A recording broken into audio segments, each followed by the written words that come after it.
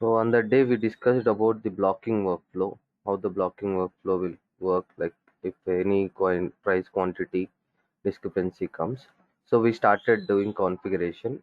So first, what is the configuration? We need to create a role for buyer and AP processor, and then we need to assign that role to blocked region, and then we have to assign the buttons to roll on the blocked region, and then rollout criteria.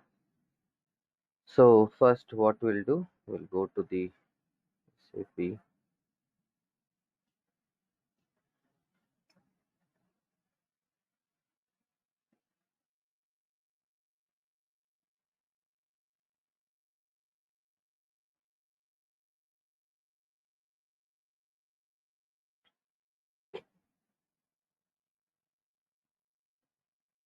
So we need to create a roles, right? So roles already created, CP underscore 9CX5. So role we need to create under LIX blocked workflow, right? So GVM, GVM APS7. See, already a role is created, and we also created the buyer 7 on that day. Then we maintained all these users at this level, OPT CP underscore 9CX4 level. We have already maintained the users against this product code LIX. Okay. So next is we need to assign a blocked region.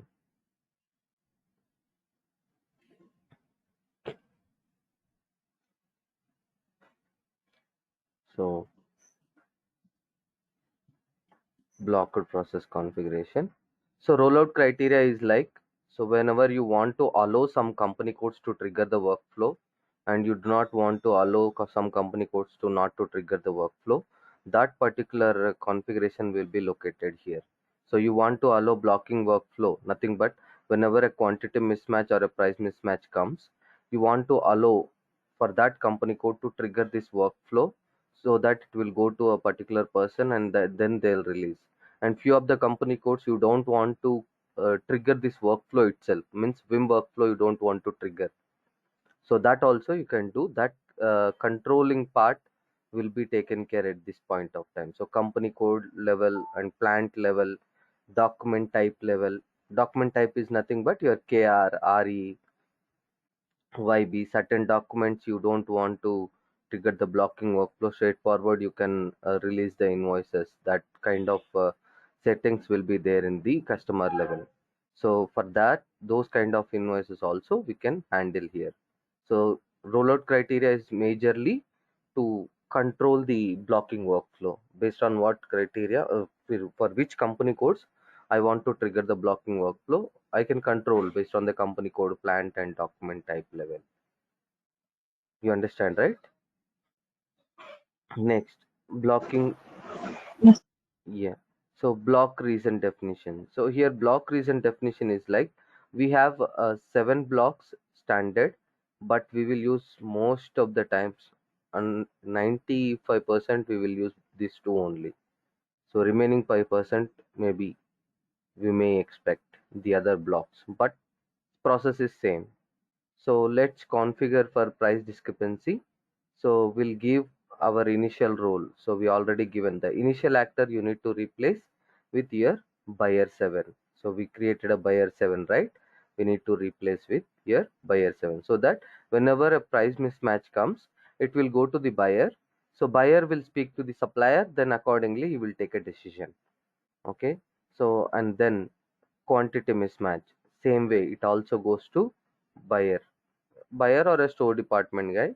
So usually both are same sometimes. So I kept a role here. So what will happen whenever a quantity block comes? So the workflow will go to this guy initially, then accordingly he can proceed further. So we provided two blocking reasons, and we also provided the block reason roles for that. Next is we saw like how to create this process options. Same way, like copying and creating the process options, we written like how the referral button will be there, and how action button will be there, authorization button will be there. So here referral button we usually create. Action button is to take some action on a particular transaction code, so just to submit or reject, cancel, like this kind of. Authorization is nothing but we are authorizing behalf of us, someone is releasing the block or someone is canceling the invoice, like that authorizing. Because authorization button when we will use usually when the buyer's perspective means buyer is not the owner to release that invoice or to what cancel that invoice. So behalf of buyer, APS team will do. So that I will show you. So APS team usually cancel the invoice or authorize the invoice, all these kind of things will do. So authorization button will use like when we want to authorize someone to take action behalf of us. And we have uh, action, authorization, referral. So approve and reject, these buttons are dummy buttons at this point of time. So earlier it was used like approve means take some action, reject means some action. BDC action means you want to change some data, or you want to post some PO, or you change PO. Those kind of buttons will be available in this stage also. You can change PO, right? So that invoice, let's say invoice is blocked for quantity, but when we saw PO quantity is 15 and goods receipt quantity is 15, but invoice came for 20. So system is allowed and posted, and it is blocked for payment. Now, if they want to release the block, what they need to do? They need to first amend the PO, nothing but they need to make the PO to 20. After that, they need to post a goods receipt to balance the system. In the same way, those kind of buttons it will be useful. And workflow task, you want to go with some other activity based on certain workflow, then custom workflow, then you will go with this button. So we have all the buttons existing, pre-existing buttons. We no need to create anything new, so we can utilize this. So how to assign buttons to my role? So go to technical configuration, advanced process option configuration, under that PSS, process OST. Here we need to assign buttons to AP processor. First I will assign to buyer, Vim buyer, Jedwin buyer. So buyer buttons I'll copy, or I'll just create from like this. So block reason 1, from actor Gvim buyer 7 F4, from actor. And to actor we can keep first initially info provider if I want to. Yes, info provider.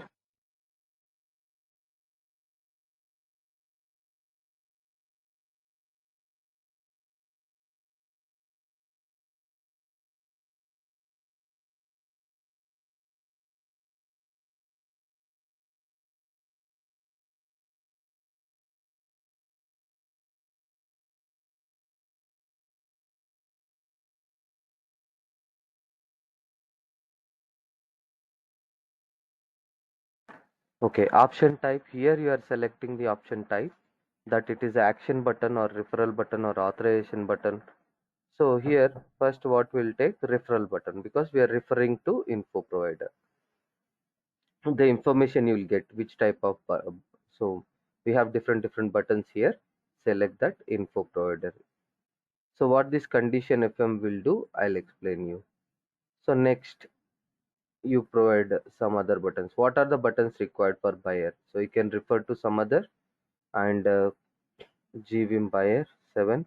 So you can change PO, right? For change PO, BDC action, nothing but some data need to be changed. So here change PO,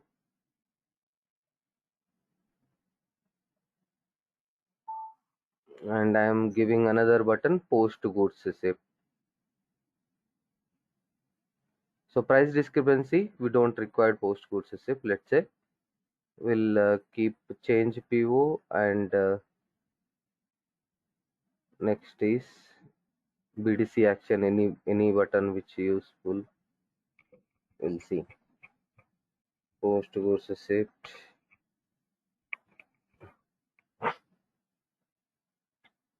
Directly we should not assign these buttons like delete invoice, change post invoice to buyer as per process, because buyer will not have any authorization in production related to deletion process. So what we will do now, we will authorize AP processor GVIM AP7 GVIM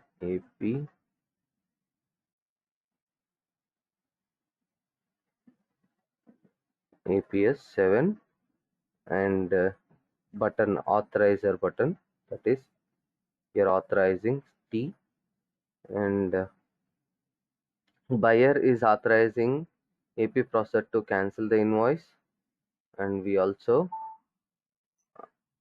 same way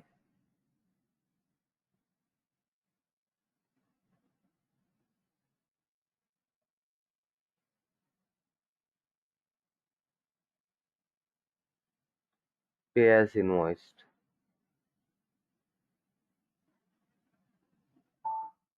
And then next we assigned how many buttons? So 4 buttons we have assigned. So one is for change PO, one is for refer to info provider, 2 buttons for what we can say, authorizing AP processor. So here I refer to info provider. Now I need to refer back from info provider to this role, right? So that also I need to given. So that come back. So here I'll make one info provider 2 GVIM buyer buyer 7. So here referral button. So refer back to requester. Refer back to requester. Where is that? Refer to info provider is there. Refer with comments. Refer to tax expert. Send back.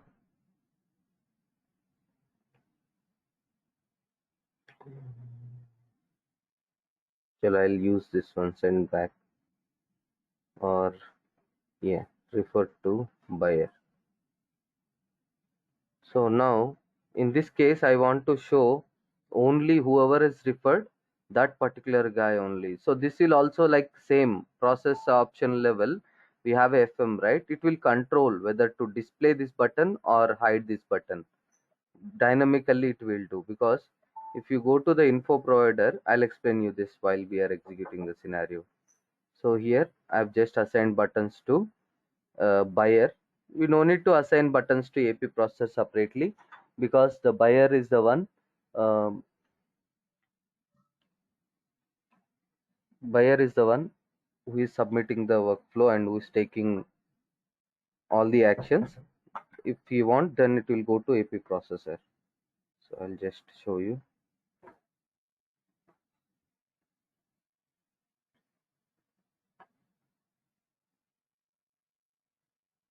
Ram, can you show again from where you got the function module? Function module here only. See,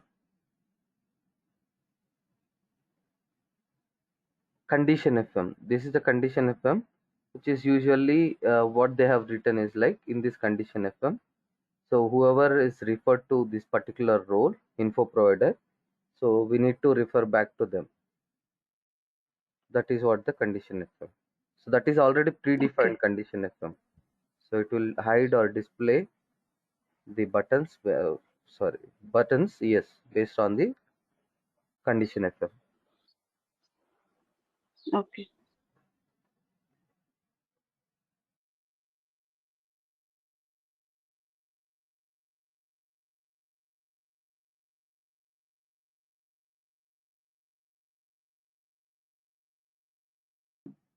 Same way, we'll create the buttons to blocked reason 2. Here also GMM buyer. So the first button I'll give is change PO, some BDC action, because here we do have PO change and post goods receipt, right? And then to block reason,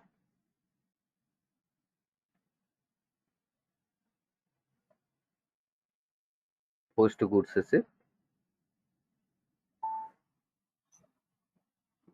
3, refer to info provider.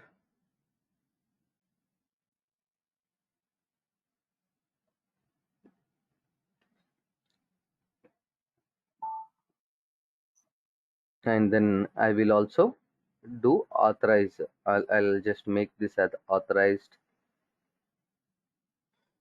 AP GVM. So it is up to the customer requirement, which are all the buttons we need to show. So cancel the invoice, authorized to cancel the invoice, and oh, I've given something wrong here.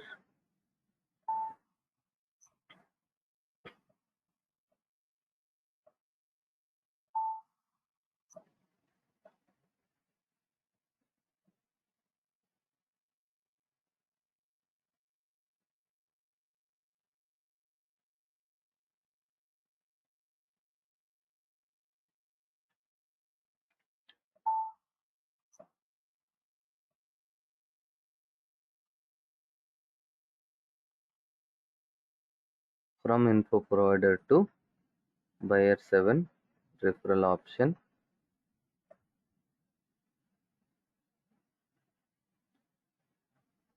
refer back to PO buyer. So I have created this many buttons. 2 are BDC action based, nothing but change PO, post goods receipt. One is to refer to info provider. Another one is again here will give condition FM. I'll show you what happens when condition FM is not there, what happens without. So I need to cancel this invoice. And another one is like I can release this invoice. So I can add one more button to buyer 7, release this invoice. So T, pay as invoiced. Pay as invoice is nothing but the release button. So I've assigned all these buttons now. So each scenario I've assigned five buttons. Yes. Ram, what is the purpose for block reason 1, 2, what you maintained? One is for price discrepancy and two is for quantity discrepancy. Okay, okay, okay. Got it. Like yeah. Any other questions? No, it's okay. Okay. So next we'll execute one scenario for price and one scenario for quantity. So let me give me one moment.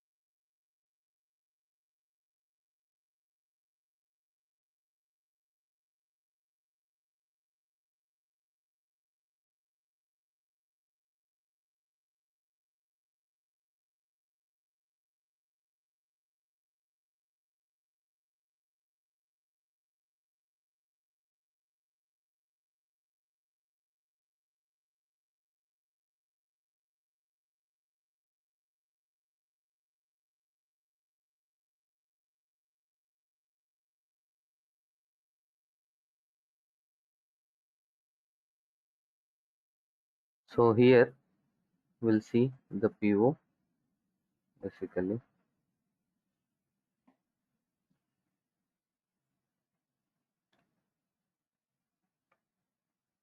First we'll create a price discrepancy case, then